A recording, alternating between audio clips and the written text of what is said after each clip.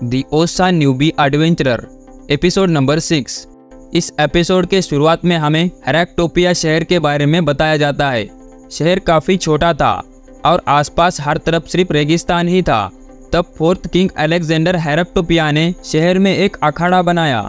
इस अखाड़े में बहुत सारे टूर्नामेंट खेले जाते हैं और खुद अलेक्जेंडर भी इस टूर्नामेंट में पार्टिसिपेट करते थे। अलेक्जेंडर ने लगभग यहाँ पर 10,000 मैचेस जीते थे और दूर दूर से लोग उससे लड़ने के लिए या उससे लड़ते हुए देखने के लिए वहाँ आते थे और देखते ही देखते सिटी काफ़ी बड़ी होती गई और इसी तरह हेरेक्टोपिया देश बना। तब हम देखते हैं रिक ग्लैडिएटर, रीनेटे, ओसाग ये सब यहाँ पहुँच गए हैं। तब हम देखते हैं कि वहाँ के ज़्यादातर लोग पहलवान टाइप थे जिसे लोग फाइटर्स कहते थे। रिक एक आदमी को कुछ पूछने की कोशिश करता है लेकिन वो ऐसा को देखकर डरकर वहाँ से भाग जाता है। ये लोग 6 ग्रैंड ऑर्ब्स की तलाश में यहाँ आए थे। तब हम एक टकले को देखते हैं जो एक लड़की को छेड़ रहा था। रिक उसे रोकता है।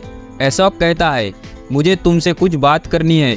टकला उसे देखकर काफ़ी डर जाता है, फिर भी वो हिम्मत कर एसॉप के साथ लड़ने के लिए तैयार हो जाता है। एसॉप उसे कोने में ले जाकर धो देता है, जिसके बाद टकले की हालत काफ़ी ख़राब हो जाती है। इस टकले का नाम गोल्ड होता है और लड़की का नाम मिलेसिया। रिक उसे वो ऑर्ब दिखाता है और उससे कहता है, हम ऐसे ही एक मैजिकल क्रिस्टल को ढूंढ रहे हैं, क्या तुम इसके बारे में कुछ जानते हो? वो इसी शहर में कहीं है। तब मिलेसिया कहती है, मैंने ऐसा कहीं तो देखा है, याद नहीं आ रहा लेकिन मैंने उसे ज़रूर देखा है। तभी उनके पीछे से एक जुलूस निकलता है जो इस साल के फिस्ट किंग टूर्नामेंट की होती है, क्योंकि फिस्ट किंग टूर्नामेंट अब से 2 महीने बाद शुरू होने वाला है। वहाँ पर 5 लाख से भी ज़्यादा ऑडियंस आती है। जिसे तुम देख रहे हो वो 3 साल से चैंपियन रहा है, जिसका नाम केल्विन उरवुल्फ होता है। वहाँ के लोग केल्विन को देखकर चेयरअप करने लगते हैं और वो इन लोगों में काफ़ी मशहूर बन गया था। तब मिलेशिया देखती है कि जिस ऑर्ब को ये लोग ढूंढ रहे थे वो चैंपियन के बेल्ट के बीच लगा हुआ था, जो 6 ग्रैंड ऑर्ब्स में से येलो किंग ऑर्ब्स है। फिर केल्विन अपने जिम में जाता है।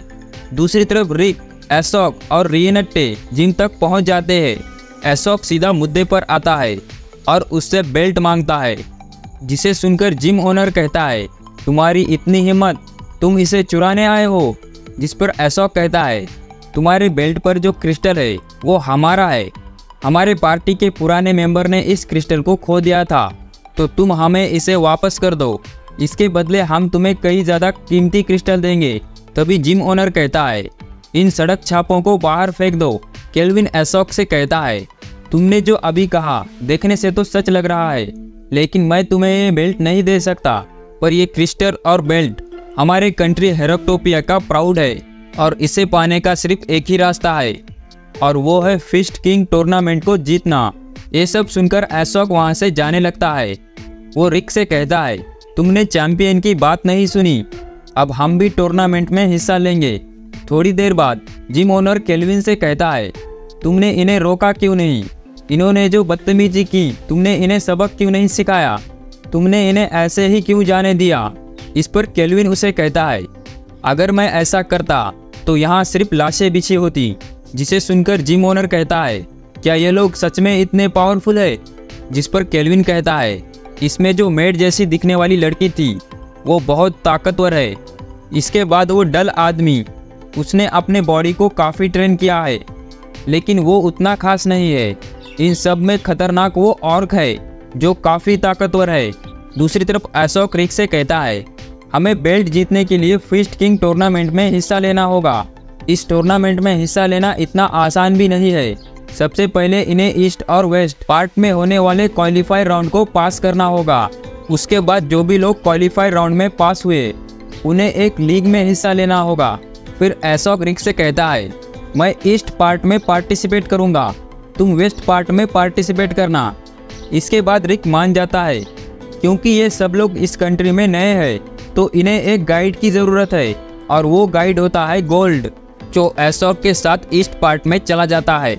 रीनेटे रिक से कहती है, टूर्नामेंट में पार्टिसिपेट करने के लिए कैंडिडेट का फाइटर होना ज़रूरी है।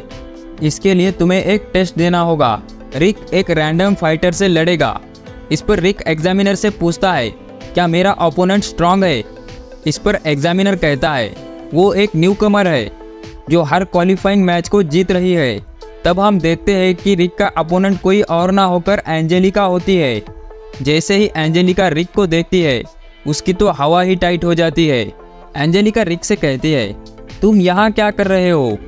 जिस पर रिक कहता है, ये बताओ तुम यहाँ क्या कर रही हो? कहीं तुम्हारे भाई भी तुम्हारे साथ तो नहीं? जिस पर एंजेलिका कहती है, हेरेक्टोपिया में मैं सिर्फ अकेली यहाँ आई हूँ। फिर एंजेलिका रिक के बारे में सोचते हुए कहती है, इस आदमी को हल्के में नहीं लेना चाहिए। मेरा भाई रैस्टर जो एक ए रैंक एडवेंचरर है, इसने उसे बुरी तरह से हराया था, लेकिन ये उतना स्ट्रॉन्ग लग भी नहीं रहा है। फिर एंजेलिका ब्लिंक स्टेप का यूज करती है और वो वहीं पर गिर जाती है। वो समझ नहीं पाती कि वो नीचे कैसे गिर गई।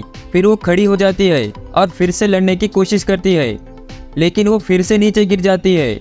वो समझ नहीं पाती कि आखिर यहाँ हो क्या रहा है। फिर आगे रिक उससे कहता है, ये मेरी नई टेक्निक है, मैंने इसे कुछ महीने पहले ही मास्टर किया हूँ। इस टेक्निक की मदद से मेरा अपोनेंट लड़ने की हिम्मत खो देगा और वो हार जाएगा ताकि वो गहरी चोट से बच सके। तब एंजेलिका समझ जाती है। वो काफ़ी तेज़ी से पैरों पर हमला करता है। ये हमला इतना तेज है कि मेरे जैसा सेकंड क्लास नाइट भी इसे देख नहीं सकता। एंजेलिका फिर से लड़ने की कोशिश करती है, लेकिन रिक उसे बार बार नीचे गिरा देता है। कई बार नीचे गिरने के बाद एंजेलिका फिर से खड़ी हो जाती है, जिसे देखकर रिक कहता है, तुम्हारे अंदर काफ़ी हिम्मत है, चलो इस बार सीरियस होकर लड़ते हैं। ये कहकर वो लड़ने के लिए तैयार हो जाता है, लेकिन तभी एंजेलिका सरेंडर कर देती है और इस तरह से रिक मैच जीत जाता है। फिर रिक और रिएनेटे वहाँ से जाने लगते हैं। तभी एंजेलिका उसे रोककर कहती है, तुम मुझे ऐसे बार बार बेइज्जत नहीं कर सकते। ये कहकर वो रोने लगती है, जिस पर रिक उसे समझाते हुए डिनर के लिए इनवाइट करता है। अगला सीन एक रेस्टोरेंट का होता है। ये रेस्टोरेंट मिलेसिया के पेरेंट्स का होता है। मिलेसिया देखती है कि एशॉक वहाँ पर नहीं है, इसलिए वो थोड़ा दुखी हो जाती है। फिर एंजेलिका रिक से कहती है, आखिर तुम यहाँ क्या कर रहे हो? इस पर रिक उसे कहता है, मैं यहाँ फिस्ट किंग टूर्नामेंट जीतने आया हूँ। हमें बताया जाता है कि एंजेलिका यहाँ 4 महीनों से है और वो भी टूर्नामेंट में हिस्सा लेने के लिए ही यहाँ आई थी। एंजेलिका रिक से कहती है, फर्स्ट टूर्नामेंट में हिस्सा लेने के लिए तुम्हें 40 मैचेस जीतनी होगी, जिसे जीतने के लिए लोग 6 महीने तक मेहनत करते हैं और ज़्यादातर लोग 1 महीने में 10 मैचेस ही खेल पाते हैं, क्योंकि अब टूर्नामेंट के लिए सिर्फ 1 हफ्ता ही बचा है। तो 1 हफ्ते में 40 मैचेस को जीतना फिजिकली इम्पॉसिबल है। जिसे सुनकर रिक कहता है, ये तो काफ़ी आसान है, मैं हर दिन 10 मैचेस खेलूँगा। इस पर रिनेटे कहती है, रिक ने 40 मैचेस 4 दिन में खेलने के लिए अप्लाई भी कर दिया है। जिसे सुनकर एंजेलिका काफ़ी गुस्सा हो जाती है। फिर हम रिक की पहली क्वालिफाइंग मैच को देखते हैं। एग्जामिनर रिक से कहता है, तुम्हारा अपोनेंट ग्रेट एल्बर्ट है। वो मैच में इलीगल वेपन्स का यूज करता है, लेकिन तलाशी लेने पर भी हमें कुछ नहीं मिलता, तो अपना ख्याल रखना। फिर मैच शुरू हो जाता है। रिक देखता है कि उसके पास तो एक भी हथियार नहीं है। एल्बर्ट रिक को साधारण सा इंसान समझने की गलती कर देता है। वो अपने जूते के हिल्स के अंदर से एक क्रिस्टल निकालता है, जिसे इम्पैक्ट स्टोन कहते हैं। फिर वो अपना जैकेट निकालता है और रिक की तरफ फेंकता है, जिस पर रिक थोड़ा सा डिस्ट्रैक्ट हो जाता है। और तभी एल्बर्ट रिक को एक पावरफुल पंच मारता है, जिससे वहाँ पर एक बड़ा सा धमाका होता है। तब हम देखते हैं कि रिक को तो कुछ भी नहीं हुआ था और दूसरी तरफ एल्बर्ट का हाथ ही टूट गया था। एल्बर्ट सोचता है कि इस हमले से तो एक पत्थर भी टूट जाना चाहिए, तो फिर ये अब तक खड़ा कैसे है? फिर रिक अपना पंच फुल स्पीड से एल्बर्ट के कान के पास ले जाता है, जिससे बहुत तेज शॉकवेव जनरेट होती है।